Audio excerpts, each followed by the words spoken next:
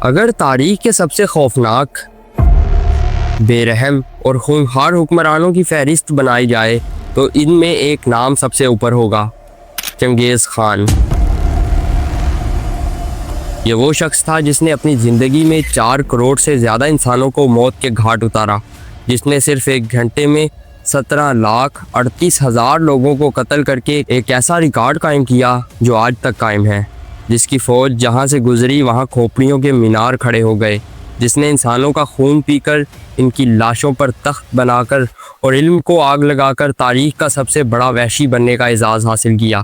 کیا آپ جانتے ہیں یہ ظالم ترین حکمران کیسے ایک معمولی خانہ بدوش سے دنیا کا سب سے طاقتور فاتح بنا؟ اس کی خون کی پیاس کی وجہ کیا تھی اور آخر کیوں وہ اپنے ہی لوگوں سے نفرت کرتا تھا؟ آج کی ویڈیو میں ہم چنگیز خان کے تاریک ترین رازوں کو کھولیں گے، ایک ایسا جنونی قاتل جس نے دنیا کو اپنے خوف میں جکڑ لیا۔ تو ویڈیو کو آخر تک دیکھیں کیونکہ یہ کہانی آپ کے رونگٹے کھڑے کر دے گی۔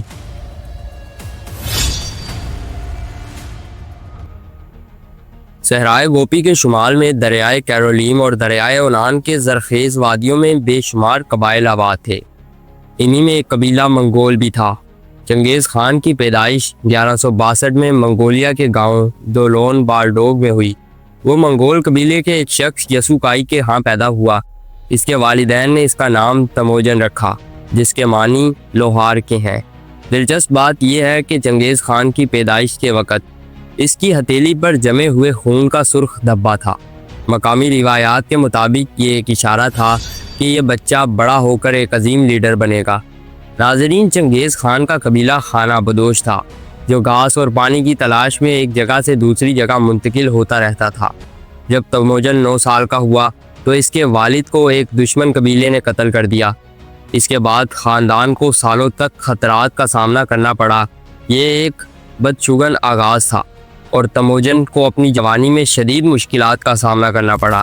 ایک موقع پر تو اسے دشمن قبیلے نے قید کر لیا اور اس کی گردن میں لکڑی کا توق ڈال دیا، مگر وہ فرار ہونے میں کامیاب ہو گیا۔ ناظرین، منگول وحشی شکاری تھے اور خانہ بدوش زندگی گزارتے تھے۔ چونکہ یہ علاقہ برفانی تھا، اس لیے انہیں گرم رہنے کے لیے جانوروں کی کھالوں کی ضرورت ہوتی تھی۔ وہ چھپ کر جنگلی گھوڑوں اور باراسنگوں کا شکار کیا کرتے تھے۔ ان کے گوشت کے ساتھ ساتھ ان کی آنتوں تک کو نگل جایا کرتے تھے اور ان کا خون بھی پی لیتے تھے۔ جب تموجن پیدا ہوا، اس وقت منگول قوم سینکڑوں چھوٹے چھوٹے قبائل میں بٹی ہوئی تھی۔ اس کا اپنا قبیلہ بھی انہی قبائل میں سے ایک تھا۔ صرف 9 سال کی عمر میں اس کے والد کو زہر دے کر مار دیا گیا۔ اس کے بعد اس کی ماں نے اسے اور اس کے بہن بھائیوں کو تنہا پالا۔ وہ راتوں کو تموجن کو اپنے آباء و اجداد کی بہادری کی کہانیاں سنایا کرتی، جس کی وجہ سے وہ بچپن ہی سے نڈر اور بہادر ہو گیا۔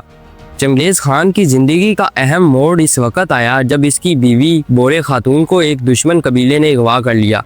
وسطی ایشیا کے قبائلی معاشرے میں عورتوں کا اغوا عام تھا۔ خود چنگیز خان کی ماں کو بھی اغوا کر کے اس کا باپ لایا تھا اور اس سے شادی کی، مگر چنگیز خان اپنی بیوی سے بے پناہ محبت کرتا تھا۔ اس نے دشمن قبیلے پر کئی حملے کیے۔ آخرکار اس نے اپنی بیوی کو رہا کروا لیا۔ کہا جاتا ہے کہ چنگیز خان کا انتقامی سفر اسی واقعے سے شروع ہوا، جو بعد میں پوری دنیا کے لیے تباہی بن گیا۔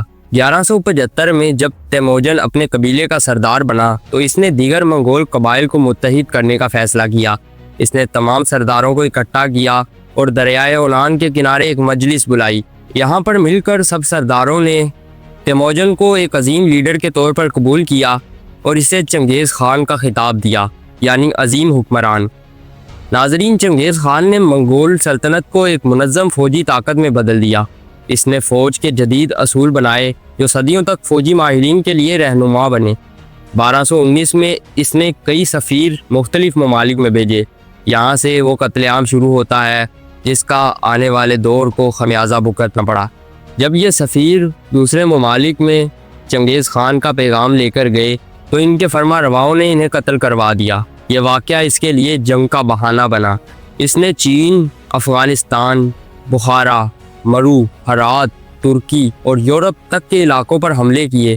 جہاں بھی گیا قتل عام کیا۔ کہا جاتا ہے کہ اس کی فوج جہاں سے گزرتی وہاں کھوپڑیوں کے مینار کھڑے کر جاتی۔ چنگیز خان نے اپنی زندگی میں 4 کروڑ سے زیادہ لوگوں کو قتل کیا۔ اس کا ایک ریکارڈ تو آج بھی قائم ہے۔ اس نے صرف 1 گھنٹے میں 17,38,000 इंसानों को मौत के घाट उतार दिया। वो मकतूलीन की खोपड़ियों से प्याले बनाता, इनमें शराब पीता था। इसकी जालिम तरीन शोहरत की वजह ये थी कि वो कहता था, अच्छाई को कोई भी याद नहीं रखता मगर बुराई हमेशा जिंदा रहती है। नाज़रीन, चंगेज़ खान सिर्फ इंसानों का दुश्मन ही नहीं था, इसने इल्म को भी तबाह किया।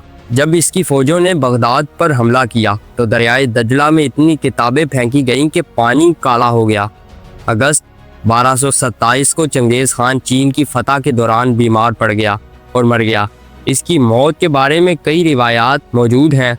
कोई कहता है कि घोड़े से गिरकर मरा, कोई कहता है कि एक कनीज़ ने जहर आलूदा खंजर से मार डाला, मगर सबसे मोतबर रिवायत यह है कि वो बीमारी से फौत हुआ। इसे खुफिया मकाम पर दफनाया गया, जिसका राज आज तक कोई नहीं जानता। नाज़रीन, चंगेज़ खान की शख्सियत पर गौर करें तो वो एक मुस्तरद शुदा, तन्हा और इंतकामी नफ्सियात का मालिक था। इसके अपने ही कबीले ने इसे दुत्कारा था, मगर वो दुनिया की सबसे बड़ी फ़ौज खड़ी करने में कामयाब हो गया। आपको लगता है कि अगर इसे कबूल कर लिया जाता तो क्या वो इतना जालिम बनता? अपनी राय कमेंट सेक्शन में ज़रूर दें।